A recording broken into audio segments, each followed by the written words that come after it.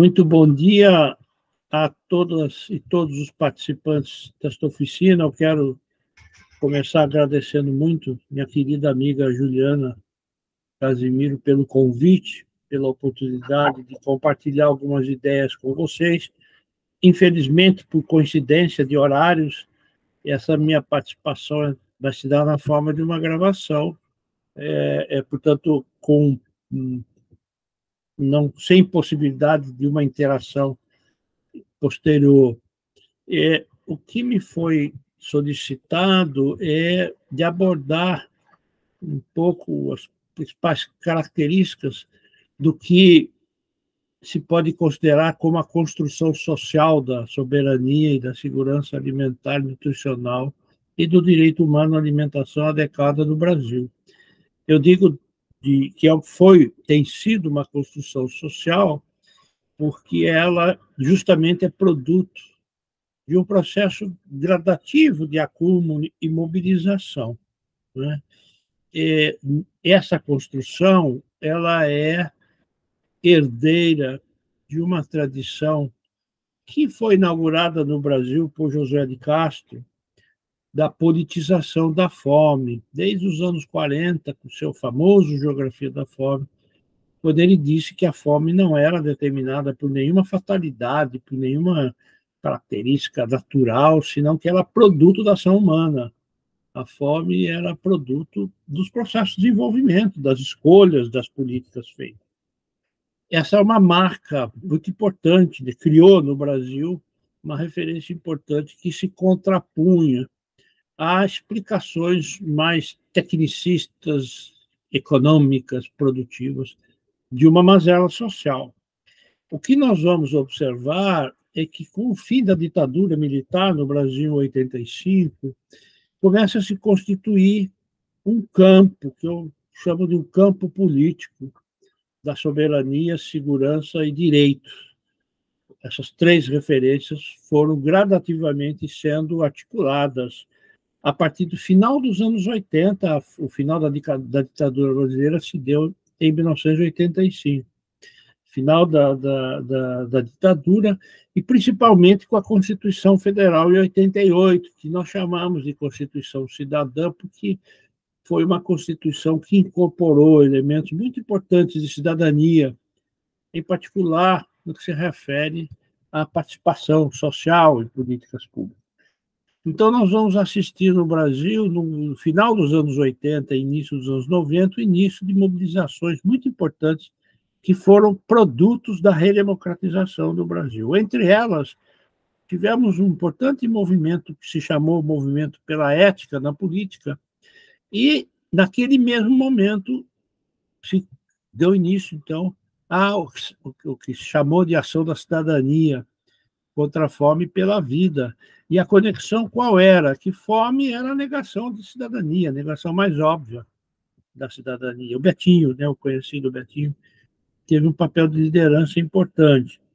E foi também nesse momento que o atual presidente Lula, na época, tinha acabado de perder a eleição e ele criou o governo paralelo, no qual se elaborou o que foi talvez a primeira proposta de um Plano Nacional de Segurança Alimentar. E ali já vamos notar a presença de uma característica importante da Constituição brasileira, que é, quer dizer, do ponto de vista da gestão pública, a gente chama de intersetorialidade, do ponto de vista da abordagem, é uma abordagem interdisciplinar, que desde o início procurou reunir o alimentar e o nutricional.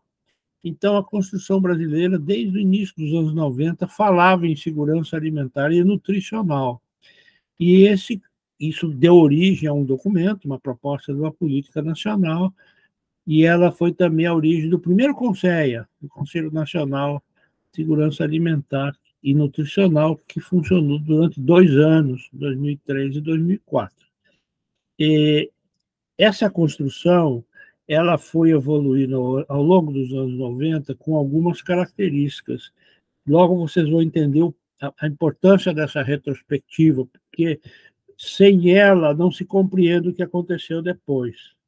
O que aconteceu a partir de 2003, com o conhecido Fome Zero, que Lula, ou então o presidente Lula, assim que ganhou a eleição, lançou, né?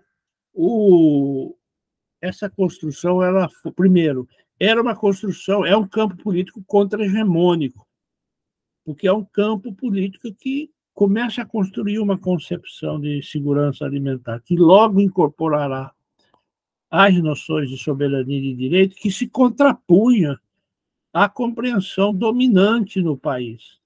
E vocês sabem que o Brasil é um grande produtor de alimentos, com base numa agricultura de larga escala e com base no que nós chamamos de agronegócio. E, para que vocês tenham uma ideia da disputa de narrativas que isto representava, quando foi criada a Associação Brasileira de Agribusiness, em 1985, o lançamento da associação foi celebrado com a publicação de um livro cujo título era Segurança Alimentar.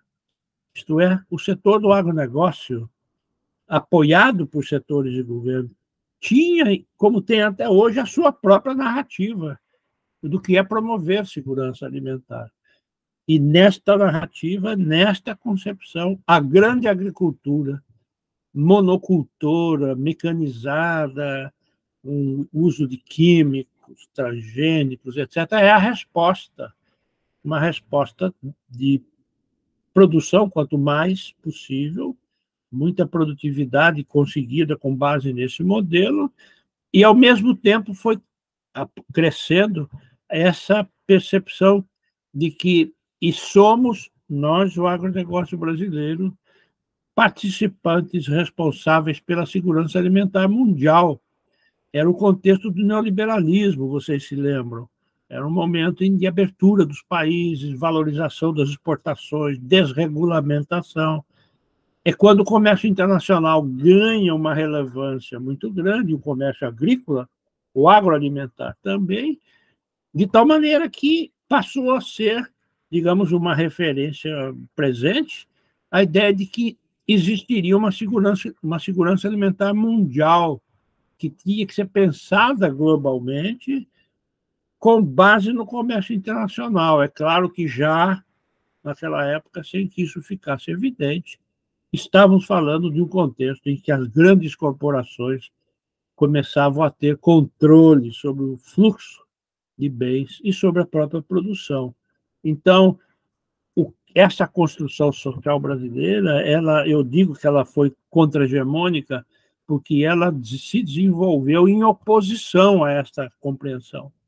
Tanto é assim que as primeiras definições de segurança alimentar e nutricional que tivemos no Brasil já antecipavam alguns elementos que, logo em seguida, sobretudo pelas mãos da Via Campesina, a noção de soberania alimentar ganhou importância mundial, de tal maneira que, ao longo dos anos 90, o que nós vamos ver é o início, então, da incorporação na construção brasileira da noção de soberania alimentar, fruto de uma intensa participação nos debates internacionais. Nossa, vou dar um exemplo. Um dos principais atores desse processo é o Fórum Brasileiro de Soberania e Segurança Alimentar e Nutricional. É a principal rede de sociedade civil, está cumprindo agora 25 anos de existência contínua. O Fórum foi criado pela Delegação Brasileira, a Cúpula Mundial de Alimentação de 96, quando essa delegação volta de Roma e decide se organizar como uma rede.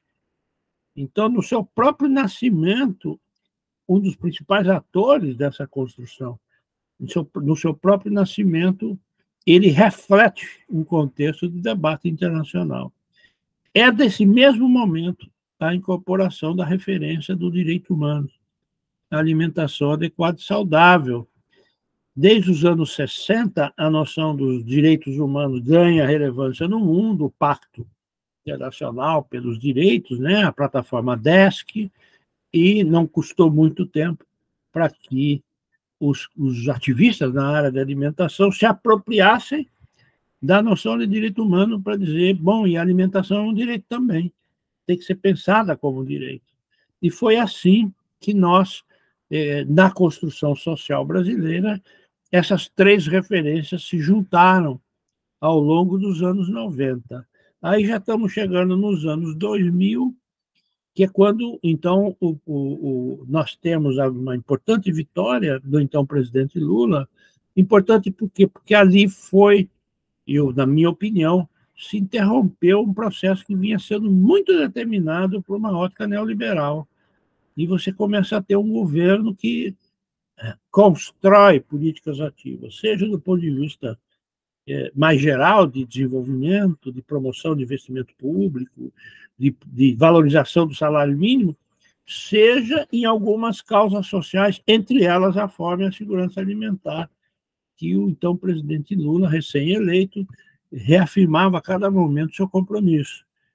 Eu tenho para mim que o êxito da Constituição brasileira, e ela foi exitosa, eu vou dizer por quê, ele tem duas razões.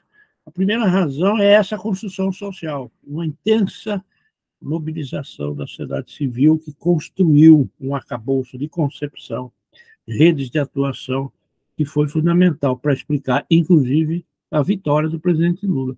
Mas o segundo componente foi a decisão política do presidente, mérito, né, dele, que tomou a decisão de conferir. E aí, dessa junção, nasce o primeiro conselho, o Conselho Nacional de Segurança Alimentar Nacional, que acabou sendo uma experiência muito particular no mundo, por algumas razões. Primeiro, está localizado no gabinete do presidente da República. Segundo, que ele expressava, como expressa até hoje, a concepção intersetorial que eu mencionei. Qual era a nossa premissa? Segurança alimentar institucional, assim como soberania e direito, são questões multidimensional, elas envolvem múltiplas dimensões. E questões dessa natureza exigem ações integradas, exigem ações que, de alguma maneira, enfrentem as várias dimensões envolvidas. Isto, do ponto de vista da ação governamental, se chama intersetorialidade. Do ponto de vista nosso, da academia, é a interdisciplinaridade. Isto é a necessidade de você reunir diferentes enfoques. A construção social brasileira, ela tem uma outra característica que eu não mencionei. Ela foi fruto da junção de dois grandes campos: a junção do campo das sociais e das agrárias com o campo da saúde e nutrição. Esse encontro se deu lá no início dos anos 90, muito puxão de orelha de cada lado, um dizendo ao outro: olha aí, atenção o que você está falando, porque tem o aspecto nutricional. O povo do lado de cá dizia: olha aí que você está falando da nutrição, tem que ver de onde vem essa produção. Então, essa foi uma junção muito rica de aprendizado recíproco, né? E que acabou, em 2003, resultando numa concepção de conselho que tinha uma composição, como tem até hoje, com os mais diferentes setores sociais. A concepção intersetorial se refletia também na representação ministerial. O Conselho sempre teve a participação de diferentes ministérios que têm relação com o tema. Normalmente são 20, quase em média, às vezes muda um pouco. 20 ministérios dos diferentes setores e duas outras características muito peculiares da participação brasileira. Primeiro, que o Conselho, a composição dele, definida na lei, inclusive, é 2/3 da sociedade civil e 1/3 de governo. Então, se são 20 ministérios, são 40 representando a sociedade civil. E segundo ponto importante, o presidente ou a presidenta do Conselho, ele vem da sociedade civil. Então, a ideia é eleita pelo Conselho, cuja nomeação é homologada pelo presidente da República. Então, de fato, quais são os dois componentes fundamentais da Constituição brasileira? Intersetorialidade e participação social. São duas premissas, digamos, sem as quais você pouco entende. E isso, de alguma maneira, se refletiu na construção das políticas públicas e na própria estratégia Fome Zero, cujo êxito se manifestou principalmente lá por volta de 2014, quando os indicadores de insegurança alimentar no Brasil caíram a um ponto que retiraram o Brasil do mapa da fome. É claro que isso é um resultado que a gente tem que celebrar, mas eu sempre digo, mas também ter estado no mapa da fome é uma vergonha para um país com as características do Brasil. É uma vergonha, né? Isso é uma amostra do grau de desigualdade que esse país tem. Tem nenhuma razão para ele ter indicadores de fome para estar no mapa da fome, né? Nenhuma, como eu disse, nenhuma fatalidade. Essa construção também reflete uma característica própria do processo brasileiro, talvez seja encontrável em algum outro país. Desde a Constituição de 88, o Brasil passou a organizar as políticas públicas sob a forma de sistemas. E o primeiro deles foi o Sistema Único de Saúde, que é o SUS. Né? E o que é isso? É você organizar a política pública de uma forma sistêmica com alguns objetivos, entre os quais dar mais coerência à atuação em cada uma das esferas e trabalhar a interlocução entre as esferas de governo. O Brasil tem 3 esferas de governo, é uma federação que tem a União, os estados, que em alguns países chamam de província, e os municípios. Então, essa maneira de organizar de forma sistêmica, que foi inaugurada pelo SUS, o Sistema Único de Saúde, acabou se reproduzindo em várias áreas, e a nossa área também decidiu construir o SISAM, Sistema de Segurança Alimentar, Sistema Nacional de Segurança Alimentar e Nutricional. E isto deu origem a uma lei, a Lei Orgânica da Segurança Alimentar e Nutricional. Lei orgânica no sentido que ela organiza, né, a ação do Estado. Tem uma questão importante, que a Juliana até me comentou, que é um tema de debate entre vocês, que é essa questão da dimensão legal judiciária, né, dessa construção. No nosso caso, primeiro, nós optamos por construir, me desculpa de eu usar o nós, mas é que eu era participante desse processo, né, por isso que eu digo nós. Nós optamos por formular uma lei genérica. Alguns achavam até que isso era um pouco um reflexo da fragilidade da lei.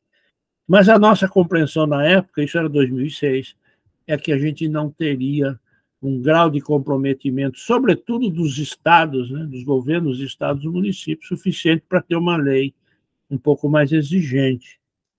Além disso, a Constituição brasileira, um paradoxo, né, que foi chamada, com razão, de Constituição Cidadã, não tinha alimentação entre os direitos sociais. O artigo 6º da Constituição brasileira colocava, né, como direitos sociais quase tudo que vocês podem imaginar: saúde, educação, habitação, lazer, transporte, mas não tinha alimentação. Então, a lei orgânica carecia de um respaldo constitucional, ela foi construída, minha leitura, é uma lei para promover o direito humano à alimentação adequada e saudável, por intermédio de uma política de segurança alimentar e nutricional orientada por princípios de soberania. Essa é um pouco a leitura que eu faço de como a lei orgânica ela foi arquitetada, digamos assim.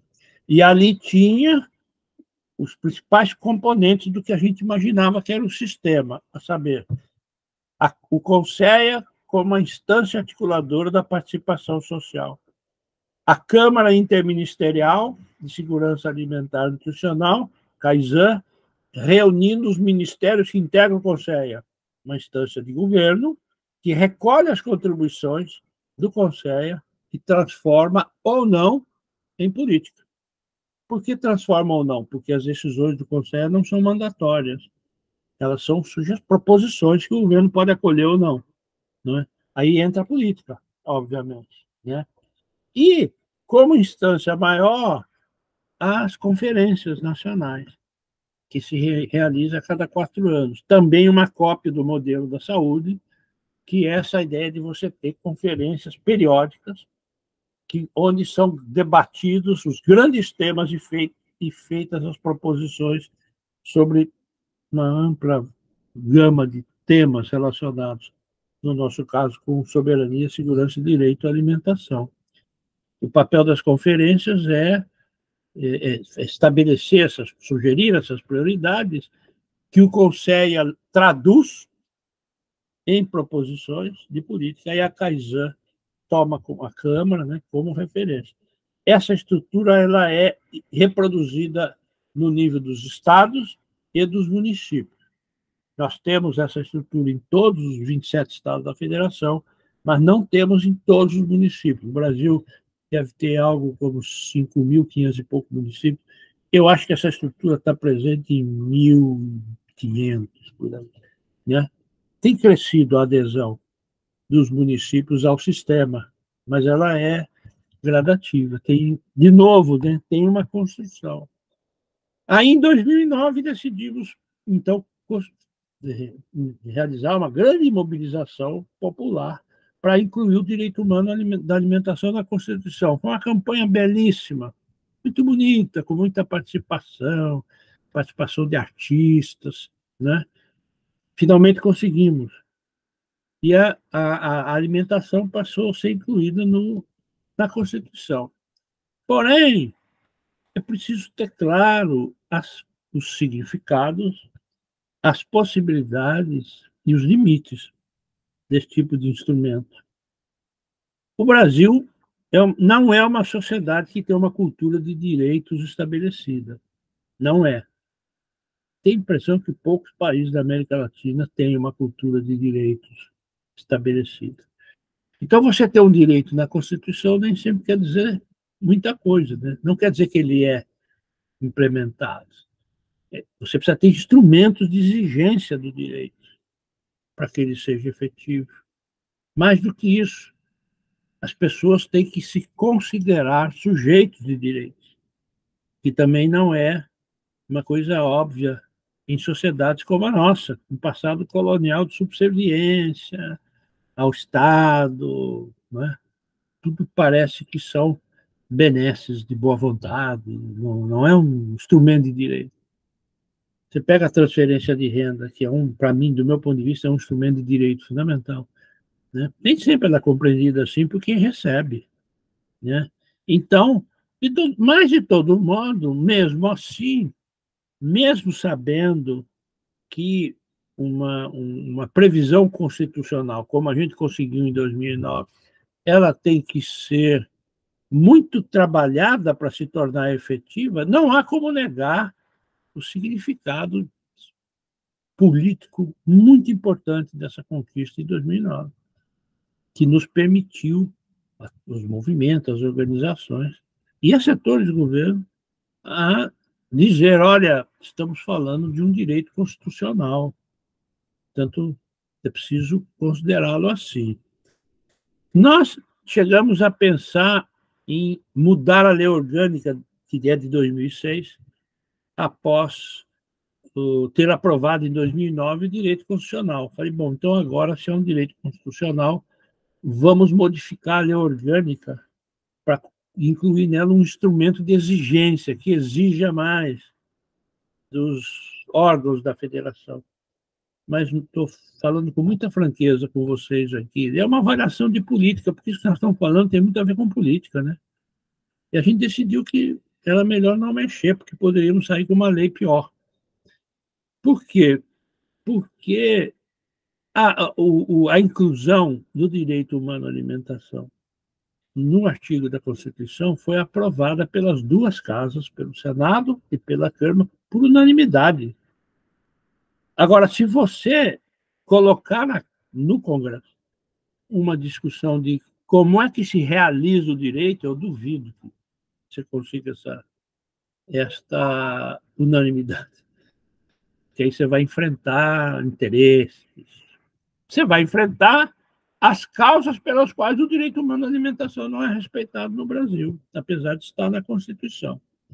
Eu estou dizendo isso para explicar um pouco a natureza do que a gente faz, né?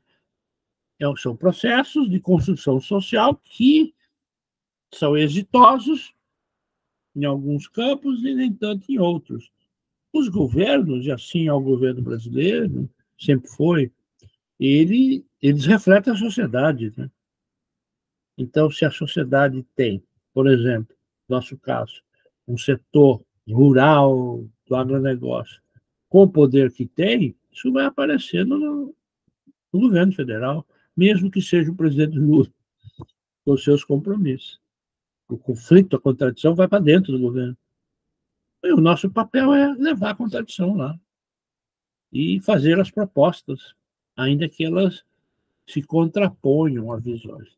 Agora, uma questão é clara: as possibilidades nossas dependem vitalmente de democracia. Não foi por acaso que eu comecei falando do fim da ditadura. Essa é uma construção que é filha da redemocratização do Brasil.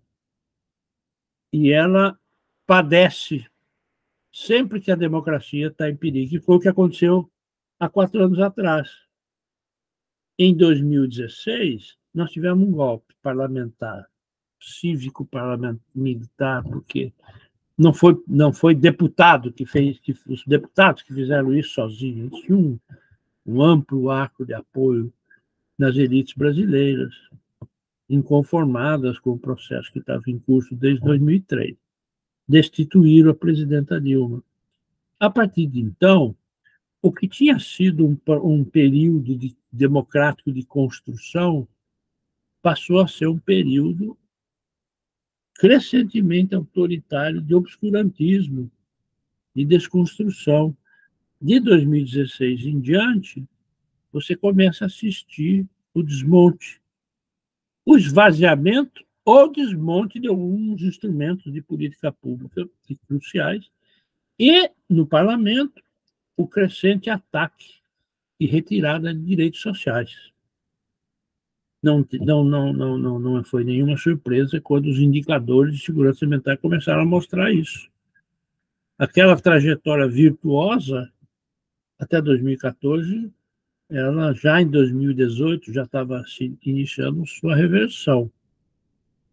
Quando nós tivemos o agravamento deste processo com a eleição do Bolsonaro, um representante da extrema-direita, com uma clara visão de destruição do Estado e do país, junto com uma pandemia, e atenção, a pandemia afetou a todos os países. Mas em alguns países, como o Brasil, afetou mais do que se esperaria pela irresponsabilidade com que esses governos não lidaram com a pandemia. Vocês sabem que nós tivemos um governo que negava, durante muito tempo, o que estava acontecendo. Boicotava a produção de vacina, fazia sugestões de procedimentos completamente inócuos, enfim. O fato é que chegamos em 2022 com uma pesquisa feita pela Rede Brasileira de Pesquisa em Soberania e Segurança Alimentar e Nutricional, a Rede Pensan, chegamos a constatar a presença de 33 milhões de brasileiros e brasileiras convivendo com fome. Isto é absolutamente inaceitável. Qualquer número da fome é inaceitável. Mas 33 milhões num país com as características do Brasil é muito revelador. Eu insisto, é claro que a pandemia explica uma parte disso, mas não explica tudo. E não é o único e talvez nem seja o principal fator. E como eu disse, a pandemia afetou o mundo todo, mas você não viu em outros países o agravamento da situação, como tivemos aqui. Eu chego a dizer que foi um comportamento genocida. Existem estudos que mostram no Brasil que das milhares de mortes que tivemos, pelo menos umas 150 mil eram evitáveis. Tivesse havido um comportamento melhor. Em 2023, o Lula volta a presidir o país, os programas, a situação começa a melhorar, os programas voltam a funcionar, nem todos plenamente, com uma certa dificuldade, Mas o fato é que os indicadores já melhoraram imediatamente, né? Imediatamente. Isso mostra o quê? Por um lado, mostra a relevância e a importância de programas públicos, bem concebidos, bem implementados, sobretudo, como é da nossa experiência, programas que têm essa percepção integrada e contam com participação social.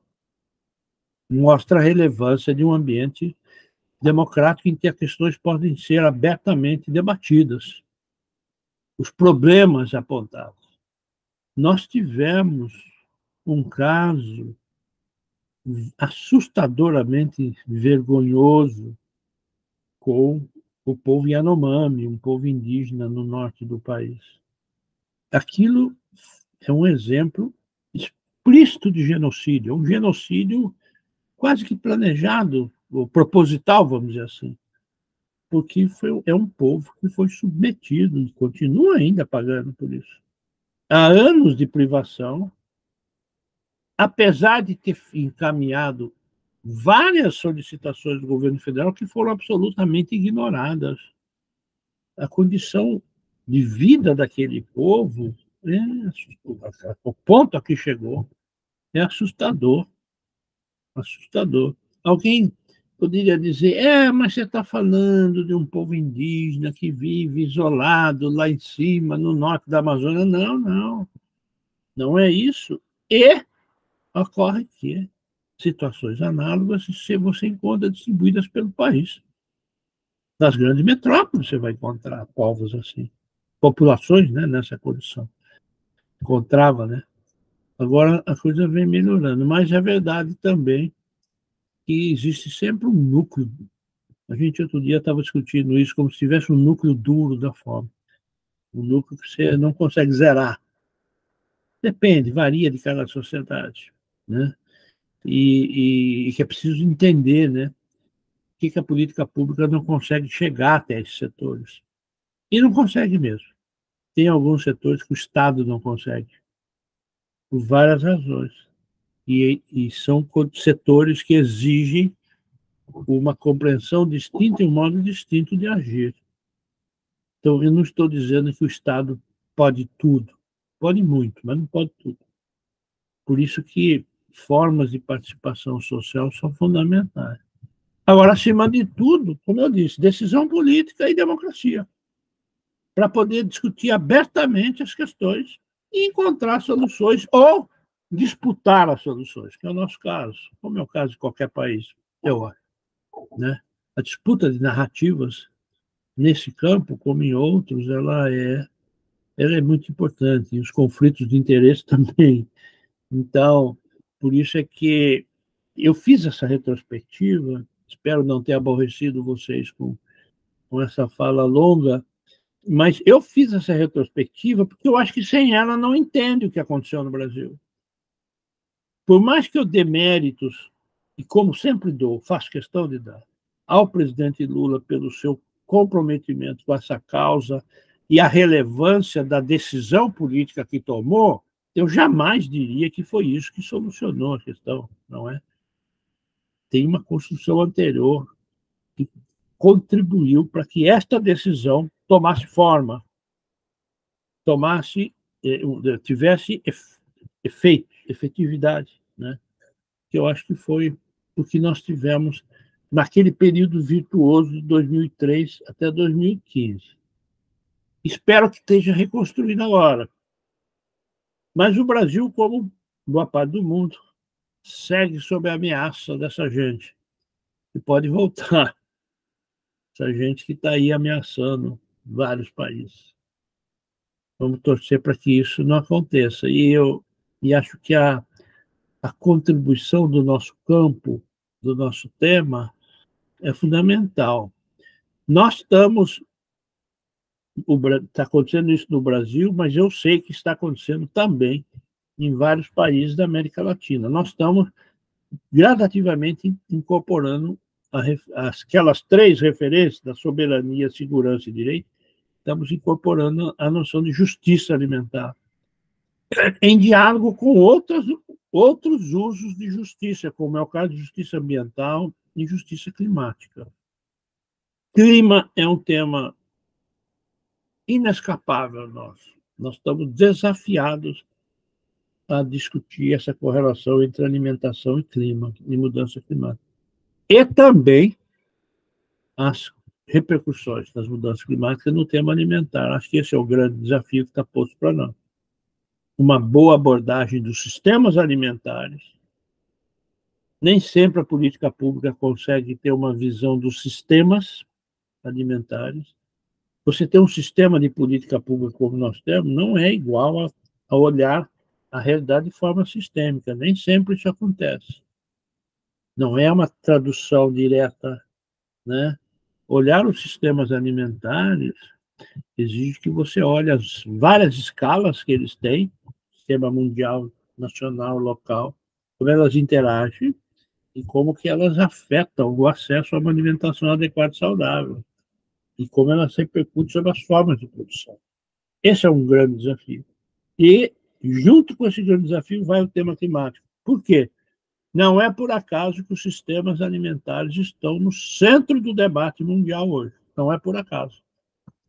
Neles, da maneira como esses sistemas estão organizados, você vai encontrar os principais dilemas que afetam a humanidade hoje: meio ambiente, saúde humana e clima. Você vai encontrar esses três na discussão dos sistemas alimentares. Daí a sua relevância. Muito bem. Eu paro por aqui e agradeço essa oportunidade. Espero que tenha sido útil, de alguma maneira, para os debates de vocês. Viu? Um bom dia. Obrigado.